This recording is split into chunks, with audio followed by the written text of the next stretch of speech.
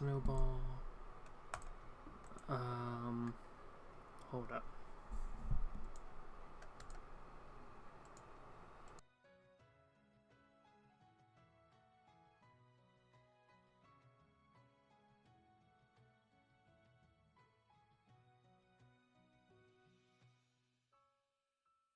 Hold up, do I sound alright? Let me check.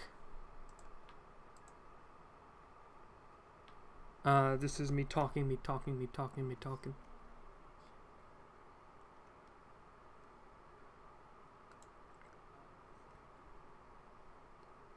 I don't know. Do I sound alright? It's hard to tell. My mic wasn't plugged in right when I started, and now it just says that I'm using the Micro 5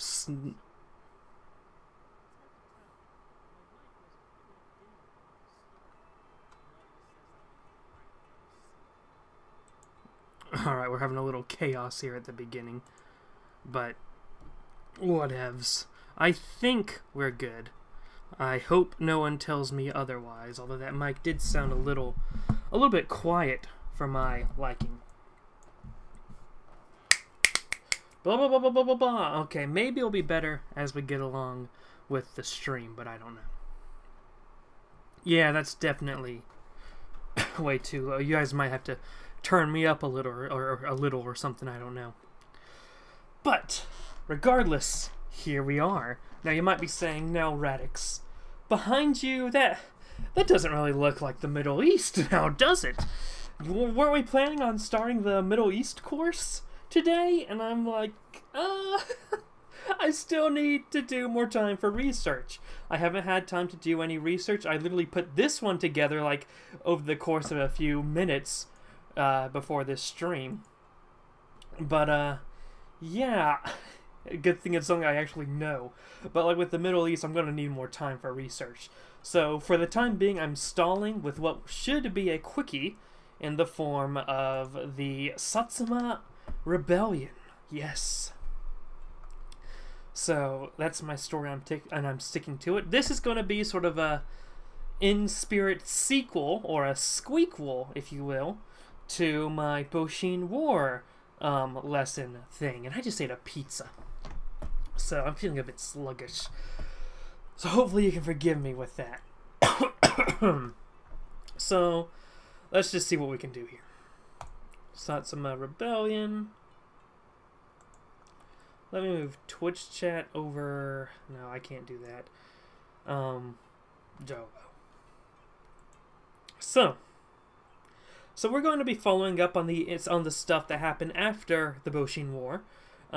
It's going to sort of bridge the gap from Japan after the Boshin War until about, when the Constitution is written, stuff like that. We'll get to see the origins of Japan's gun laws and stuff like that. The origin of the yen being printed on a bill. Fun stuff. So, man, it's been a while since I've done this because last week I was too busy. I almost was too busy this week. But let's just jump right into this. So, the Boshin War. Let me check my things. The Boshin War, a little civil war we've already talked about. Got the Emperor on power. Here we have Emperor Meiji. So he was in power. I feel so discombobulated. Japan was originally under the control of the shogun. Then Japan had to open up to westernization.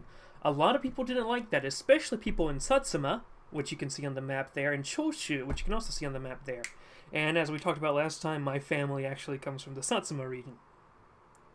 But the Satsuma and Choshu didn't like the westernization, and they sort of got the alliance with the Emperor Meiji, and then they fought a civil war against the shogun and established the Empire of Japan after crushing the shogunate forces.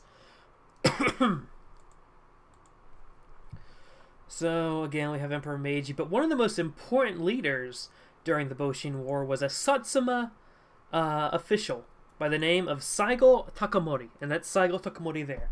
Saigo Takamori was part of the Sonojoi movement. He was very fiercely anti-westernization, very pro-emperor. In fact, he led most of those campaigns that go north, at least from about Toba to Edo. He was the one who personally oversaw the surrender of the shogun. He wiped out much of the shogun forces. Mr. Saigo Takamori was a national hero. He also came from the samurai class.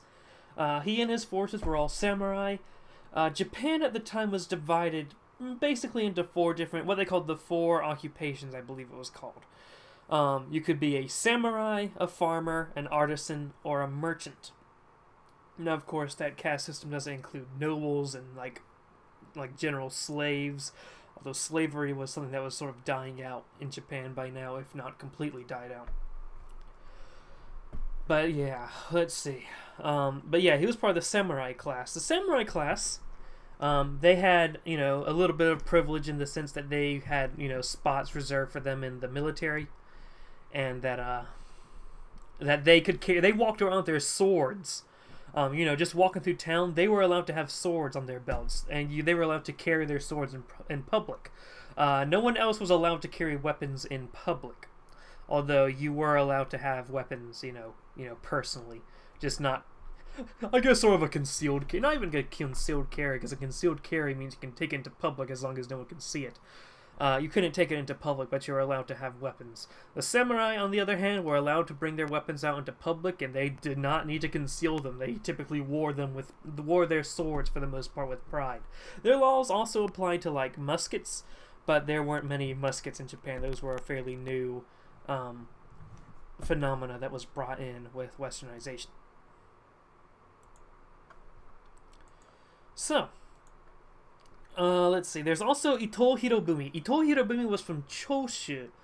So Ito Hirobumi, there we go, and Saigo Takamori were like best bros, What am I moving? Why did that happen? Hold up. Saigo, let's move you over here. And then Hirobumi, we can move you over here. So Saigo was pretty much the symbol of Satsuma. Ito Hirobumi was pretty much the symbol of Choshu. These guys were part of the Genro. The Genro is sort of the Japanese term for founding father. In America, we call our founding fathers, the people who signed the Declaration of Independence. In Japan, the imperial forces, the main politicians and military commanders in the Boshin War, are called the Genro, which is essentially the founding fathers. Let's see. So, Ito Hirobumi will eventually become the first prime minister of Japan, but let's not get ahead of ourselves. Because right now the emperor is large and in charge. Let me bring the emperor back up. He has just taken over the country. He has full power, and he's pretty much using it as an absolute monarch. Although this is kind of viewed as problematic for Saigo and Ito, who both view that the emperor should be a spiritual leader. Even though their motto was revere the emperor, and they fought for the emperor to restore him to political power in the Boshin War, they sort of had this view that the emperor was really meant to serve as a spiritual authority, and that Emperor Meiji was to pretty much make Saigo and Ito be the forerunners, be the ministers of Japan. They would handle the actual political stuff. Political power shifts from shogunate to this was called this sort of power structure, by the way, with the Meiji emperor having all the power, with all his sub ministers like Ito Hirobumi and Saigo Takamori. This was called the Meiji oligarchy, because it was effectively an oligarchy. There wasn't really any democracy. It was just, these guys won the war, so we're just going to let them set up the country for a little bit, Another officer from Choshu, just like Ito Hirobumi, and a veteran of the Boshin War, where is he? Was Yamagata Aritomo. Yamagata Aritomo here. Yamagata is going to be a pretty important dude later in the story, but he's just sort of a officer that's, rising through the ranks of the Imperial Japanese Army at the time because of his service for the Choshu domain during the Boshin War. So he was part of the Meiji oligarchy as well. So political power shifts. Satsuma and Choshu officials believe in traditional idea. Genro Meiji oligarchy. They sort of believed that they were since they, created the Empire of Japan, they felt it was their right to sort of continue to establish it and serve as Japan's founders. Now, one of the goals of the Genro, the Meiji oligarchy, although this doesn't really apply to Saigo as much, but the Meiji oligarchy minus Saigo really liked the idea of abolishing the policy of the 4 occupations, that farmer, samurai, merchant, and artisan caste system I mentioned earlier. They saw that, for the most part, most of Europe was no longer feudal. They still had some class divisions, but they weren't really feudal societies. By the late 1800s, they're really shifting into capitalism, which some people refer to as neo-feudalism, not noodle feudalism. That I don't think that's what it's called. But so they want to the Genro, the Meiji oligarchy. They want to abolish the 4 caste system, the 4 occupation system. They want to create a socially equal Japanese state. They think that if they make Japan's society more equal and more Western, then Japan's gonna prosper for it. While they're preparing for getting rid of the social classes, they do stuff like they improve their harbors, their lighthouse, they begin importing machinery, they start building schools, they build up overseas study areas for students. They actually allow students to go overseas to study. They bring in foreign teachers and advisors from outside Japan and give them salaries. They modernize the army and navy, though we kind of saw that with the Boshin War. Railroads are lined throughout Japan, and telegraph networks are made, really bring Japan to the modern era. There's also foreign diplomatic missions like the Iwakura mission. So let's get rid of these guys. We can get rid of the Boshin War. Now, the Iwakura mission was a couple of Japanese diplomats who went out to explore the world,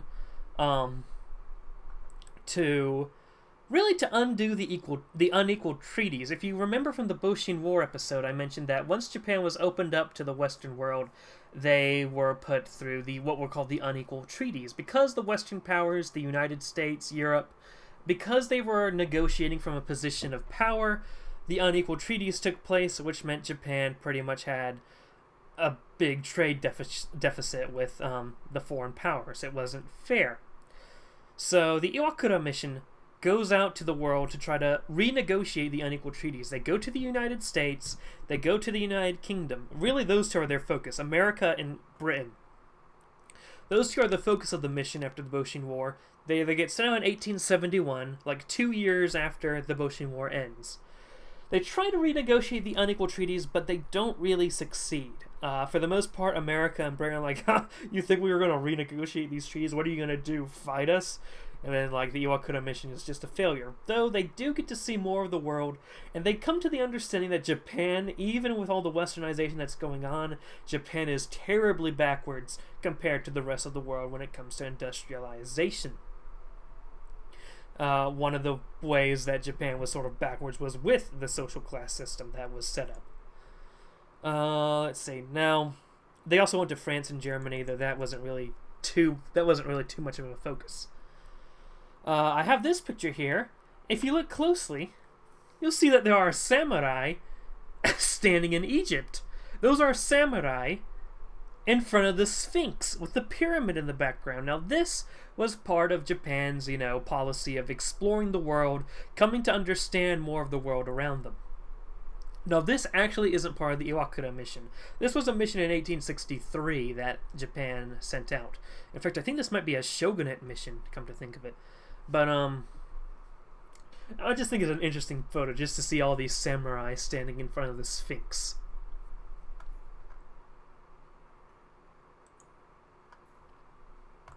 So, let's see. Other reforms? Okay. Oh, well. So let's go into getting rid of the social classes here. It was mostly through tax and economic policy that they got rid of the social classes and made everyone equal. Of course, they abolished all the systems as well.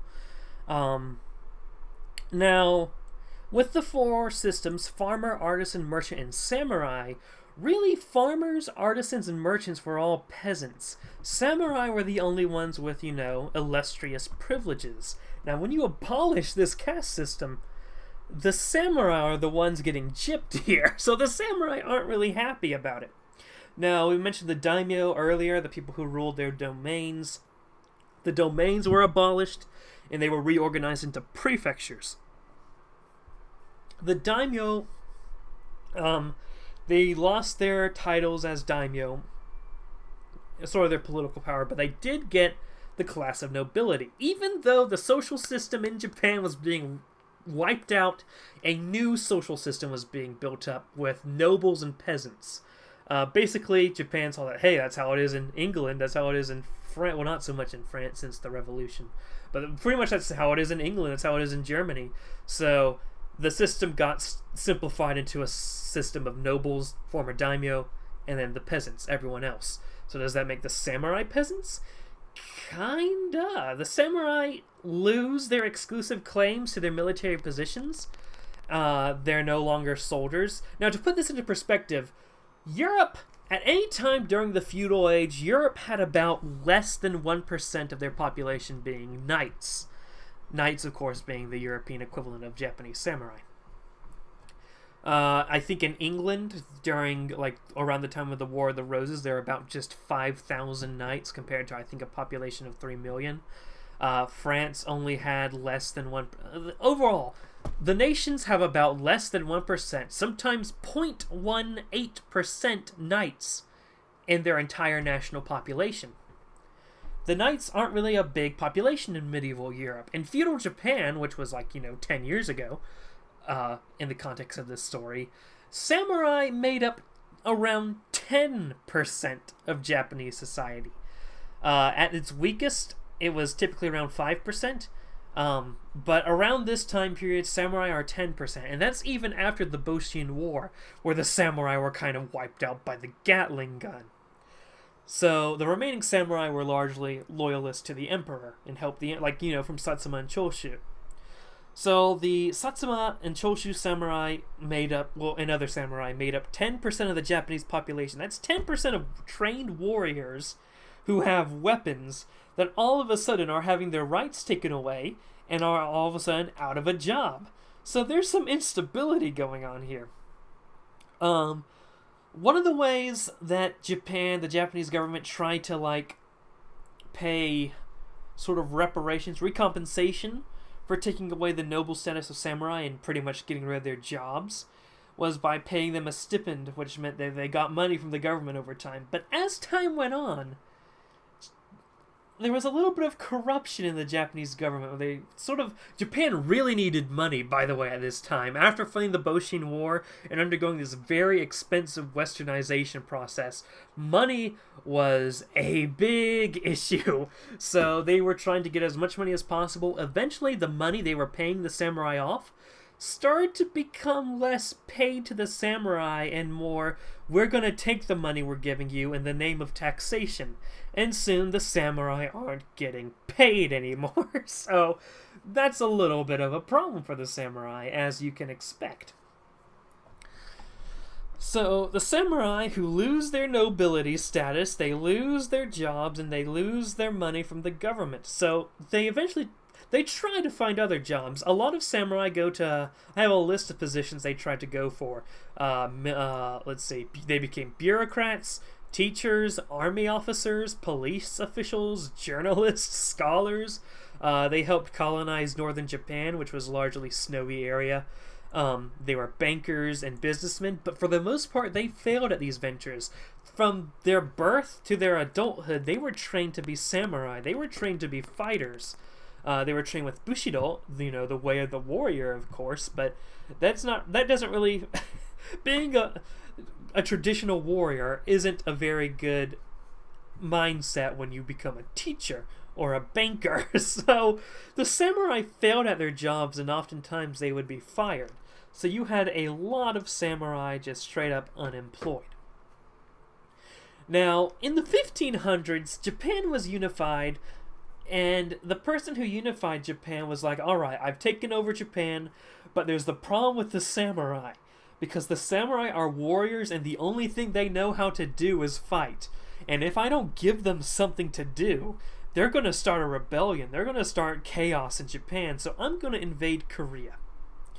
And not because I think it will be successful, but because I need these samurai guys to do something, or else the country's screwed. They're like, it's like,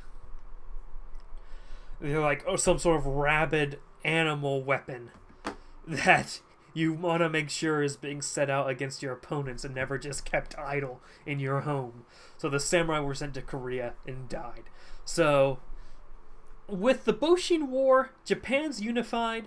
Now what are the samurai going to do? Not only do you have to face the issue of these samurai are very much will likely start a rebellion, but you're also taking away their nobility status.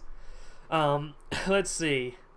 Another thing that pissed off the samurai was that Japan gave the right to bear arms to everyone, every male in Japan. Every male in Japan was allowed to bear arms. They were allowed to own swords.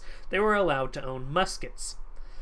So the samurai, who used to have like one of their highest levels of pride, was they had pride in the fact that they could walk around carrying a sword and no one else could. All of a sudden, everyone else is walking around with a sword. And they're like, what are these peasants doing with swords? That's supposed to be my exclusive right. But no, they lost that privilege. Everyone gets a gun and a sword now. So they're like, oh man. And you also have to keep in mind that the Satsuma domain and the Choshu domain that supported the emperor the most during the Boshin War were mostly samurai. So you can see that there's a little pickle being formed in here. A lot of these Satsuma and Choshu samurai were actually Sonojoi supporters, and if you remember from last episode, Sonojoi was the revere the emperor, expel the barbarians, hardline type dudes who were against westernization. And they see Japan's westernization. If you remember, Emperor Meiji came to the conference in Hyogo, I believe it was, and convinced the Western powers to recognize Japan during the Boshin War, recognize the imperial government on the condition that Japan continues its westernization and fulfills treaty obligations. So that Meiji's move there betrayed the Sonojoi movement. The samurai are pissed. So that's the setup. That's Japan on the eve of the Satsuma Rebellion. Now, in 1873, we enter what is called the Seikanron. The Seikanron translates to the advocacy of a punitive expedition to Korea. So, just like last time, just like in the 1500s, people have put out the theory that maybe if we don't want the samurai killing everyone, we send them to Korea. So let's set up, Japanese-Korean relations. Here's a map of modern Japan and modern Korea. Back in the day, Korea was one Korea. There was no North Korea and South Korea. But two, Korea was under the thrall, was essentially a territory of the Qing dynasty in China. It wasn't an independent state. Japan didn't fully get that at the time, but if you remember from last episode, the only place Japan had relations with Korea was on the island of Tsushima, where they only allowed to conduct trade. Diplomatic relations between Japan and Korea, besides trade, wasn't so good. Japanese people weren't even allowed to set foot in Seoul, the capital of Korea. So Korea is also dangerously close to Japan.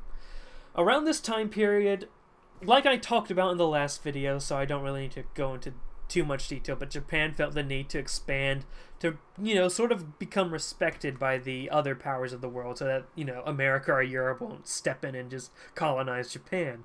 So they felt that if they wanted respect from those countries, they needed to build up their own empire, and Korea is right there.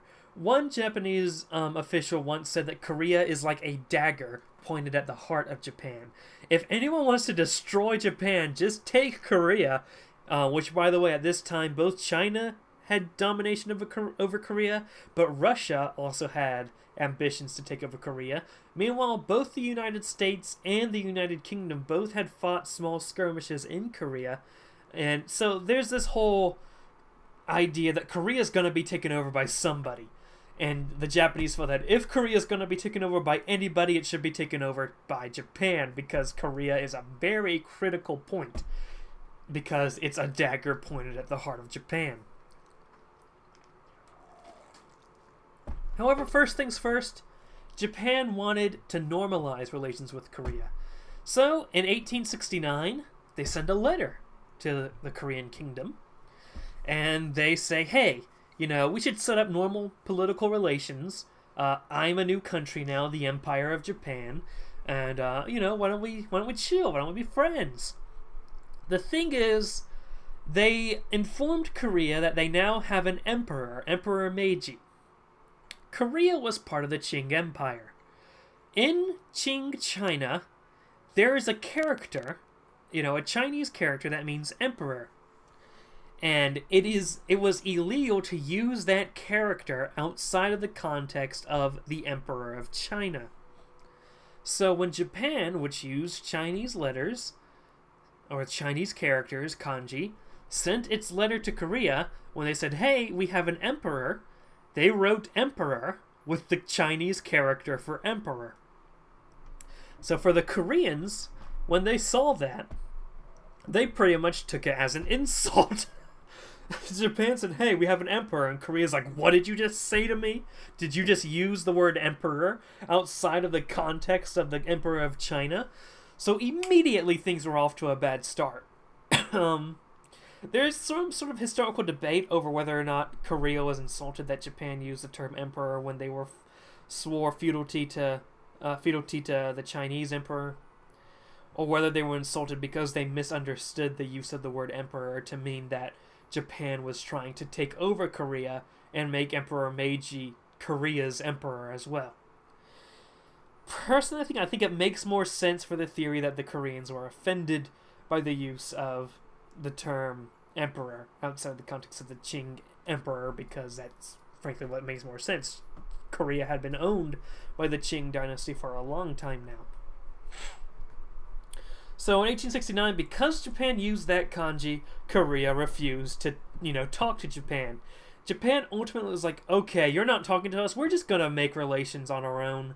Instead of negotiating how trade is going to be conducted on Tsushima, we're just going to send trade officials there and just tell you forthright that you're now conducting trade with the Empire of Japan and you need to do so as a proper country. They essentially did to Korea what America did to Japan. Had to force it open to proper diplomatic relations.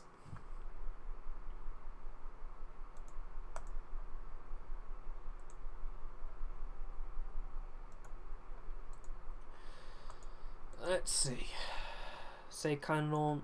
So, already things aren't going so well with Japan, so the people who are pushing for an invasion of Korea start the Seikanon. And what you see here is a woodblock printing of the Seikanon, the debate that was held over a long period of time over whether or not to invade Korea. The man you see seated with the red robe and stuff, that would be Emperor Meiji. And of course you have his military officials and politicians all around him. So they're debating whether or not to invade Korea. The idea is to punish Korea. Saigo Takamori actually brings it up. Saigo Takamori, let me bring him up again. Saigo Takamori actually brings it up. He says, okay, as with a lot with history, there's something someone says and something how they actually feel. What Saigo says is that Korea refused to talk to us because they disrespected our emperor by refusing to recognize him as emperor. So, we need to punish them for, insulting the emperor. So we should launch an invasion. What Saigo's really thinking is, he's already becoming upset that the samurai class is losing rights in Japan. So he's at the position that the samurai are gone, but if we're going to get rid of the samurai class, we may as well let the samurai die with honor. And of course, in Bushido, there is no greater honor than dying on the battlefield. He doesn't even really want to conquer Korea. What he wants is a war with Korea to conquer Korea that will cause the samurai to die honorable deaths on the battlefield. So the samurai won't die by just becoming weak when the Empire has abolished the samurai system. Also, he wants to avoid the samurai starting a rebellion in Japan. So there are multiple levels as to why he wants to invade Korea. Ultimately, it's a lot of patriotic stuff. A lot of self-sacrificing patriotic stuff. He understands that he and his people are no longer needed in the country, so he wants to at least die than have have the potential of worse stuff to happen to the country if they continue to live.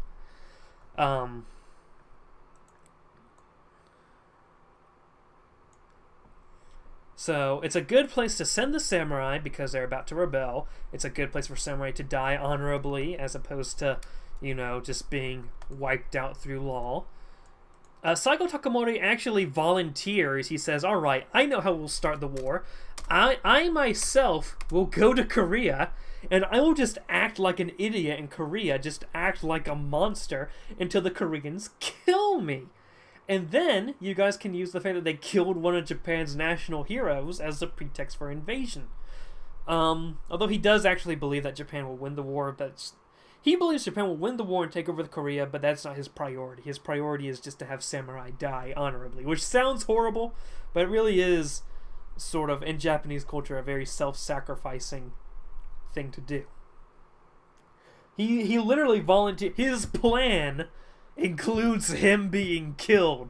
Not many people make plans for themselves to die, but he plans on dying for the Emperor. Now, after the Iwakura mission, Emperor Meiji looks at the information for the Iwakura mission and realizes that Japan's economy is too weak to sustain an invasion of Korea, and the Japanese military, though more advanced than Korea, cannot take all of China at once, because war with Korea would mean war with China. And so Meiji ultimately says, it's just not feasible, guys. We can't just invade Korea. So the Seikanron ends, the debate's finished, Emperor Meiji declares, no, we will not take over Korea. Now Saigo Takamori, who saw the potential invasion of Korea as sort of the last chance for his people, he's just like, I quit. I'm out, man. I'm no longer going to go into this politics stuff.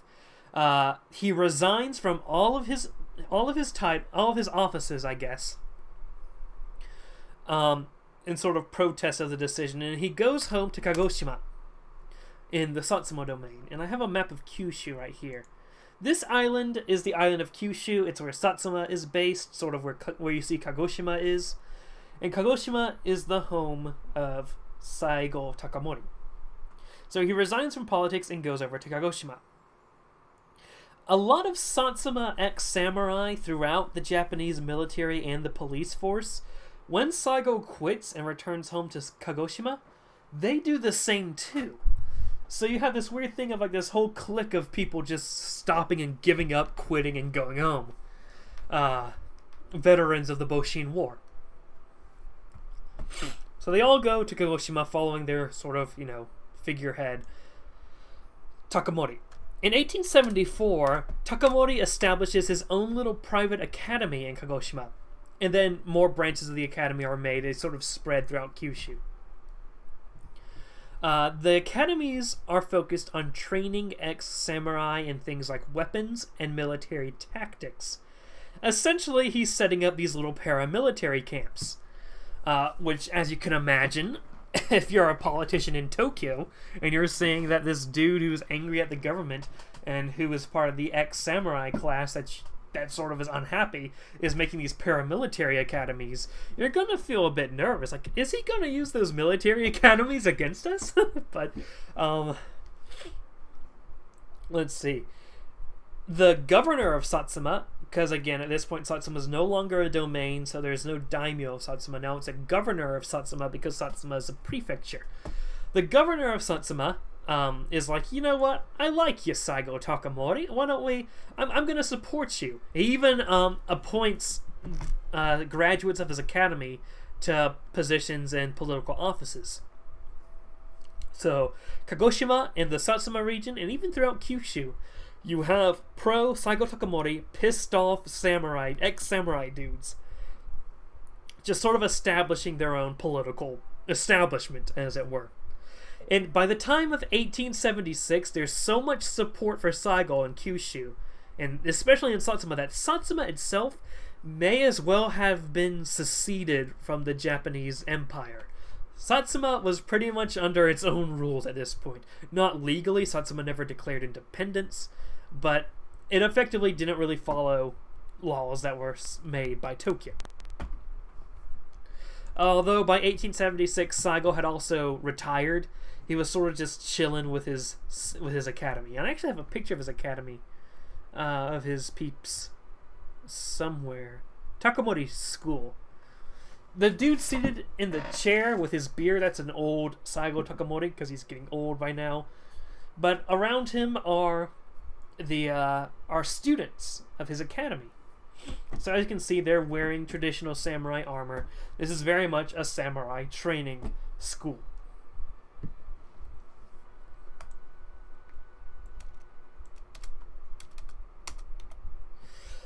So let's go back to Tokyo, because if you're part of the Meiji oligarchy, part of the government, you're going to be a little concerned, because Saigo Takamori is wielding all this, samurai support in Kyushu. And there also have been other rebellions at this point from samurai. In 1874, you had the Saga Rebellion in Kyushu. In 1876, you had the Shimpuren Rebellion in Kumamoto. In 1876, you had the Aizuki Rebellion in Kyushu. In 1876, you had the Hagi Rebellion in Yamaguchi and Choshu. So, rebellions after rebellions after rebellions is what the Japanese Empire has been dealing with all these samurai. Now, it has been very easy to put down these samurai rebellions. Typically, it's like one castle rebels, the Imperial Japanese Army gets sent down there, and then they just mow them down with Gatling guns. Because the samurai are, just like the Boshin War, the rebels are samurai, traditionalist samurai who are using traditional samurai tactics. The Imperial Japanese Army has muskets, Gatling guns, and Western strategy. But, as these rebellions are breaking out, in 1876, the Tokyo government, Emperor Meiji, decides that we need to send someone to, investigate the situation.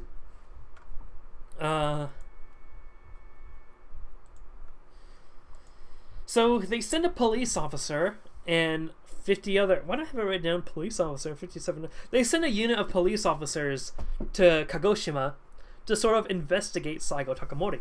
To sort of investigate him for, subversive activities and sowing unrest. However, some Saigo loyalists capture the police officers and they torture them, and their leader confesses that they are spies who had been sent to assassinate Saigo. Now, there is academic debate over this. In Japan, there's a general consensus that yes, these police officers were assassins sent by Emperor Meiji to kill Takamori.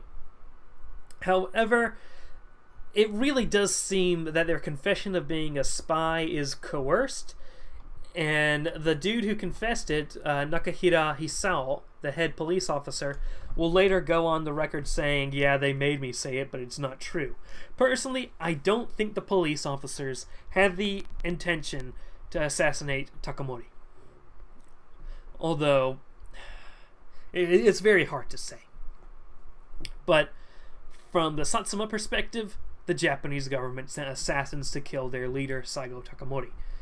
This is the equivalent of if the American government sent assassins to kill Alexander Hamilton after the revolution. This is like 8 years after the Boshin War. So like 8 years after America wins independence, they tried to assassinate Alexander Hamilton. Now, Alexander Hamilton actually did get shot, but it wasn't like an act of assassination.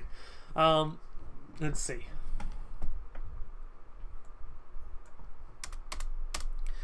So now Satsuma's like, yo, Tokyo, Japanese government, you just tried to assassinate our leader. So Japan is freaking out and they're like, oh no, this is the last group of people we needed to have pissed off today. So they send a warship to Kagoshima, the home of Saigo Takamori. They send them there to take away Kagoshima's weapons, to confiscate the Kagoshima arsenal on January 30th, 1877. This sparks open conflict because 50 students from Saigo's academy attack the Imperial Japanese Navy forces, and they confiscate the weapons at the arsenal for themselves. So now we have Saigo Takamori's Samurai Academy armed with modern weaponry. Over the next 3 days, over 1,000 students stage raids and on naval yards and arsenals. So essentially, for 3 days, Saigo's students are going and collecting weapons from everywhere. Now, so essentially, rebellion's broken out. It's called the Satsuma Rebellion in English. In Japanese, it's called the Seinan Senso, which means the Southwestern War. I think Southwestern War is a better way to describe the conflict because rebellion makes it sound small. This was a fairly big war, especially coming right after the Boshin War. I might call it the Satsuma War for the remainder of this, lecture. So Saigo, who's an old man at this point and doesn't want to go to battle, everyone's like, you have to come, you have to fight because we're fighting this war for you. So Saigo's like, okay, and then he sort of reluctantly comes out of his retirement to lead this rebellion against the national government, against the Empire of Japan, the country he himself created. So, let's go to the Kyushu map. Bam! In February of 1877, Emperor Meiji sends a politician, along with Admiral Kawamura Sumiyoshi, on a warship called the Takao, to sort of go over to Kagoshima and sort of figure out what's going on in Kyushu, to sort of ascertain if whether or not this is a full-scale rebellion or not. Now, the admiral that's sent to check on Saigo is Kawamura Sumiyoshi. Here. What's important to know is Kawamura is Saigo's cousin.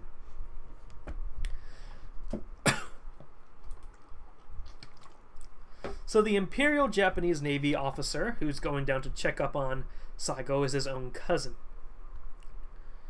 The governor of Satsuma walks up to the politician and Kawamura and says that this uprising is in the response of the assassination attempt. He asks for Kawamura to come ashore to calm the situation. He's sort of asking like, okay, I'm the government of Satsuma, I don't like the imperial government, but hey, you're Saigo's cousin, maybe you can talk him down, maybe we can figure out a way to end this rebellion with a peaceful understanding. So, the governor leaves the Takao, the boat, after negotiating with them, but then, like, the moment he leaves, where is it? Bam! All of a sudden, Satsuma forces come up and raid the Takao. You have this clash going on. And you'll see a theme here. Typically on the left-hand side, you'll see people with, rising sun flags, and on the right-hand side, you'll see samurai. But here you have Satsuma forces engaging the Imperial Japanese Navy off the coast of Kagoshima. The governor departed, but a flotilla of small ships with armed men attempted to board the Takao by force, but they were repelled. Now, after this sudden surprise attack on the Takao, the politician who was sent was like, okay, Mr. Satsuma Governor, I can't let Kawamura just go over to Kyushu. I can't let him land on shore because this is crazy. You left and then we got attacked, so no thank you. On February 12th, the ship returned to Tokyo. The politician met with Imperial Japanese Army Officer General Yamagata Aritomo. If you remember, that is...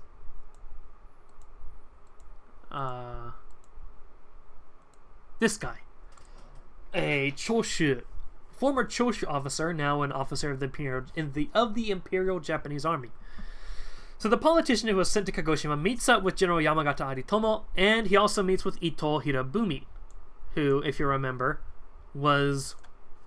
these guys were both once Saigo's friends, with Hirobumi being like one of his best friends. He meets with these two guys, and they come to the conclusion that they need to dispatch the Imperial Japanese Army to Kagoshima to prevent this revolt from spreading around to the rest of Satsuma and to the rest of Kyushu. and then by extension to the rest of Japan. Meanwhile, on that same day they meet, Saigo meets with his lieutenants, and he outlines his plan of what he wants to do. He says that he's going to get some troops, and he's going to march to Tokyo itself. He's going to march all the way up to Tokyo, and then just ask the government, ask the emperor, ask his former friends, what's going on? Why did you send people to assassinate me, Haas? So you have a lot of volunteers sign up. A lot of people want to join Saigo Takamori on this march. But Takamori says, despite this being a rebellion, I don't want this to get out of hand. I want to sound like I'm open to negotiation, because he is open to negotiation. He rejects volunteers who want to come, to burn Tokyo to the ground. He does not ask for help from other Satsuma loyalists and former samurai.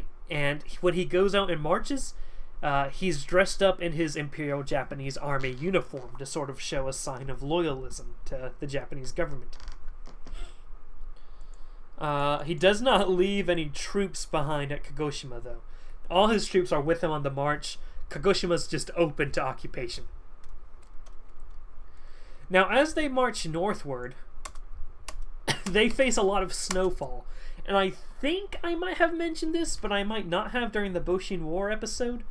When Saigo was marching north during the Boshin War against the Shogun forces, it was one of the most snowiest times in Japan. The worst snow they had gotten in years. When Saigo was marching from Kagoshima northward, he's facing again a lot of snow. The worst snow that region had seen in 50 years. Now, you would think marching through a blizzard would be seen as a bad sign, but for most of the Satsuma forces loyalists to Saigo, the rebels, they viewed this as a sign of divine support, because they said, hey, we had to march through snow during the Boshin War and we won. So maybe if we have to march through snow during the Satsuma Rebellion, the Satsuma War will win again. Of course, snow isn't, marching through a blizzard isn't necessarily a good, sound military strategy of how to win wars.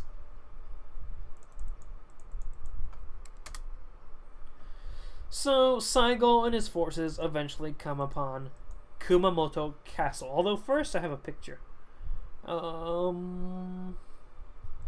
Here's a drawing of Imperial Japanese Army soldiers getting ready to deploy from Tokyo to head over to Kyushu to fight in the Satsuma War. I just have a picture. So let's compare something here.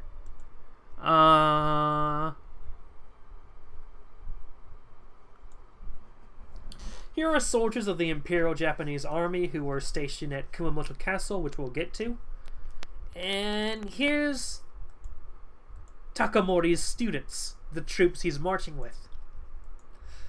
Now you might see a disparity between the two sides, because one of them is wearing samurai armor with swords.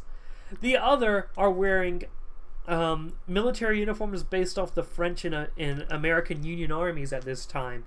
And they use muskets. So there is a technological deficiency. One of these troops are not like the others.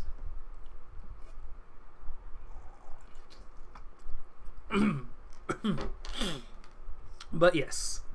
So Saigo marches northward. Let me show you Kyushu. He marches up to Kumamoto. You might see Kumamoto above Kyushu on the map. The word Kyushu. If you just look north, there's Kumamoto. So he's marching north up towards Tokyo. He goes to Kumamoto, and he comes across Kumamoto Castle. It's sort of an impasse, something he needs to pass in order to get to Tokyo. Now, the image in the background for today's episode is Kumamoto Castle. It was one of the strongest castles in all of Japan at the time. So, on February 14th, is when the Satsuma forces approach Kumamoto Castle. Kumamoto Castle is held by forces who are mostly from Kagoshima. So the general in charge of the Imperial Japanese Army at Kumamoto Castle is kind of concerned, saying okay, there's a 98% chance my troops are going to betray me and move to the other side. I'm not going to go on the offensive. I'm going to stay on the defensive. So they fortify the castle, which previously in the there was a rebellion that I mentioned earlier that Kumamoto Castle was involved in, and their storehouse burned down during the rebellion, which got rid of all of their food and ammunition. So they're trying to defend this castle without any fresh food or any storehouses of ammunition. So good luck to that.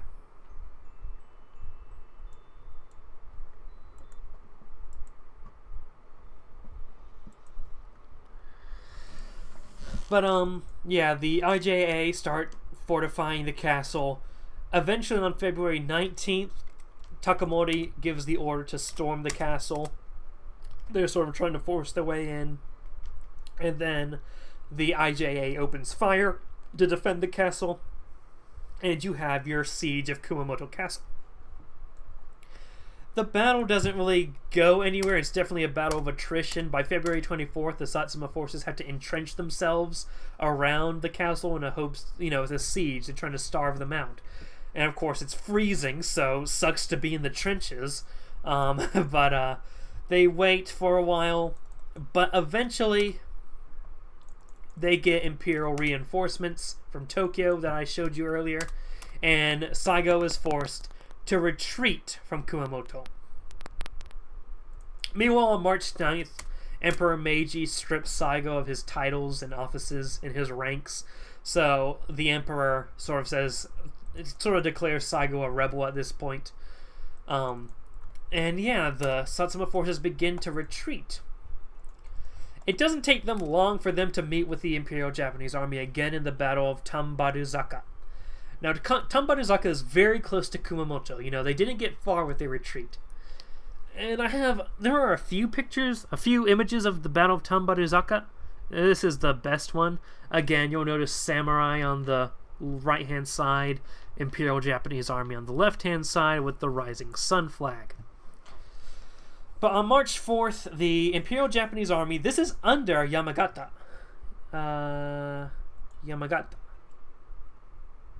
Boom.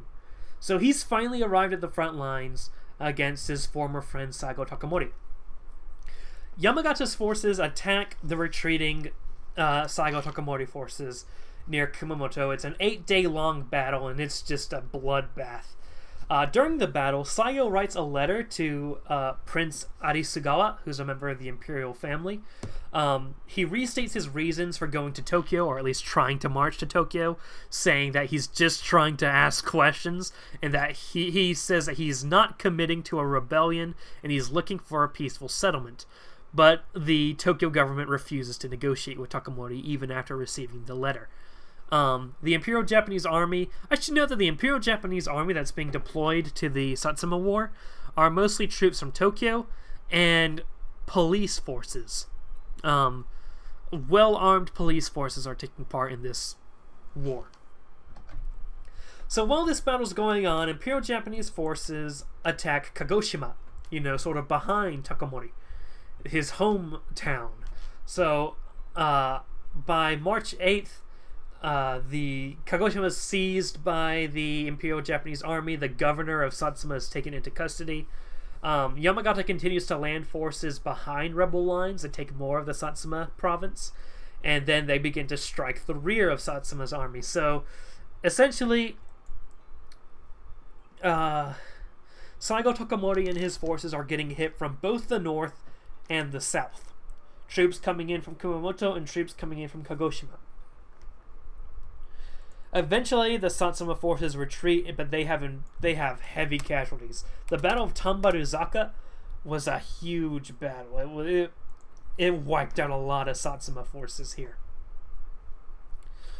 So now, they're continuing their retreat from Kumamoto. Saigo led his followers on a 7-day march to Hitoyoshi. Although his morale was low, his troops pretty much didn't want to be there, They had to dug into these really cold trenches, had to wait for the next Imperial Japanese Army offensive. However, the Imperial Japanese Army had also lost a lot of troops during the war as well, and so the fighting sort of paused for a few weeks while both sides were getting reinforcements. Let's see.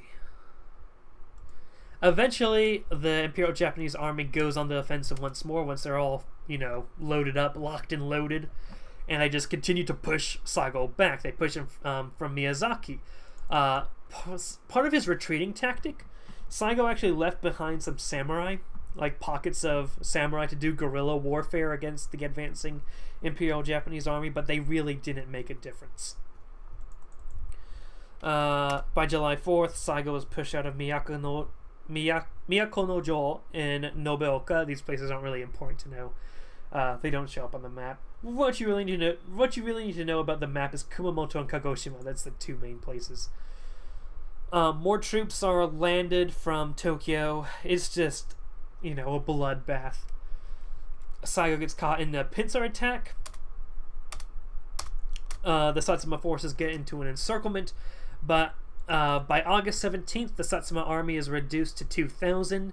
It has lost most of its modern firearms and every single piece of artillery it owns, so now they're really only using swords. But they barely managed to get out of an encirclement and continue to flee to to Kagoshima. Of course, Kagoshima is controlled by the Imperial Japanese army. So what they do is they go to Mount Enodake.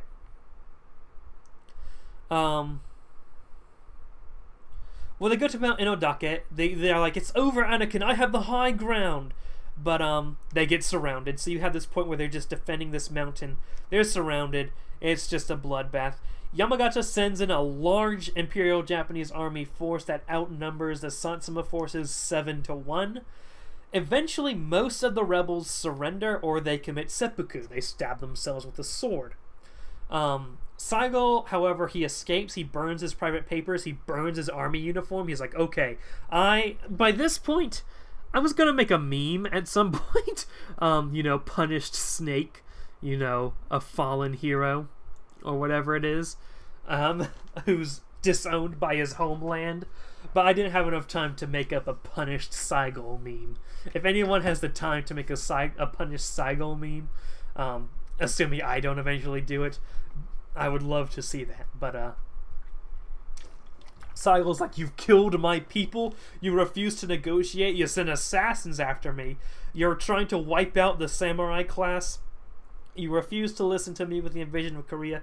You know what? Screw this country. I wish I never made the Empire of Japan. So he burns his uniform, burns his private papers, and he slips away from the Battle of Enodake. So he flees away to Kagoshima with his remaining able-bodied men, and they reach Kagoshima finally on September 1st, and they take Shiroyama, which sort of overlooks Kagoshima, which leads to the bloody Battle of Shiroyama. So there is a small rebel force on the top of this mountain. Yamagata Aritomo comes in with his IJA forces. They surround the mountain, but Yamagata doesn't want to leave anything to chance. Saigo Takamori, after all, is the hero of the empire. He's the dude who crushed the shogun. So what he does is he doesn't leave anything to chance. He spends several days constructing systems of ditches, trenches, walls, some obstacles to prevent Saigo's forces from breaking out of the encirclement, like at Enodake and at the other place. I forget where. I deleted it from my notes. He takes the 5 warships that were stationed in Kagoshima and uses them to besiege the mountain. So ultimately,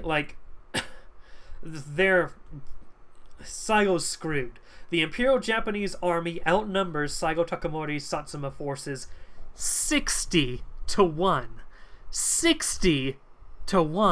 That is abysmal odds. 60-1. While he's just sitting up there on the mountain being sieged, Saigo writes a letter. Yamagata writes a letter to Saigo and asks him to surrender, but Saigo rejects the letter. Saigo is pretty much determined to fight to the death at this point because he's pissed. And so on September 24th, Yamagata orders a full frontal assault on Shiroyama. Within the first few, maybe the first hour, at 6 o'clock a.m., Saigo's forces are almost wiped completely off the map. There are only a total of 40 rebels still alive. Just within the first, bam, just took your forces from 2,000 to 40 real freaking quick. So 40 rebels are left alive, Saigo Takamori gets fatally wounded. And ultimately, Saigo Takamori commits seppuku. He commits suicide by the sword. Now, there is academic debates on whether or not he killed himself with the sword, or if he died of his bullet wounds, and then to sort of preserve his honor, his kaishakunin, that's the dude who cuts off your head while you're doing seppuku, just chopped off the head of his dead body to make it seem like he committed seppuku, to sort of preserve his honor. It's debated. The large consensus is that he committed seppuku. We'll never know if he did or not, so there's no harm in saying he committed seppuku, died honorably. So, with their leader dead, what do the last 39 rebels do? Well, they draw their swords, and they just run down the mountain. And almost immediately, they get killed, wiped out. And with the last Satsuma rebel dead, the Satsuma Rebellion, the Southwest War, the Satsuma War, comes to an end. Completely wiped out. So, what happened because of all this? Well, the Satsuma Rebellion drastically strained the Japanese economy. It drained the Japanese economy so badly that the Japanese Empire had to leave the gold standard, and then they began making paper currency. You see your first yen bills being produced at this time. Also, because of this rebellion, the last of the samurai class ends. There is no more samurai class. If all that's left are descendants of samurai, who pretty much are hardline people, but they don't have any privileges anymore. The samurai, at this point, with their last death of the last rebel on Shiroyama, 1877, was the end of the samurai. The people of Japan, despite Saigo Takamori being a rebel, everyone in the Japanese Empire revered Saigo Takamori as a hero. They remembered Saigo Takamori as the hero of the Empire from the Boshin War, and so this war was very unpopular with the Japanese people. They just saw their empire, their government that was starting to get corrupt anyway, turning against its national hero. So people were pissed off at the government, people revered Saigo as a hero, and ultimately there were calls for reform. To reform the Japanese Empire. So, immediately after the Satsuma Rebellion, you have this period of about 10 or so years of reform. And I have, in chronological order, the list of the major reforms. First, in 1876, was when the Sword Abolishment Act took place.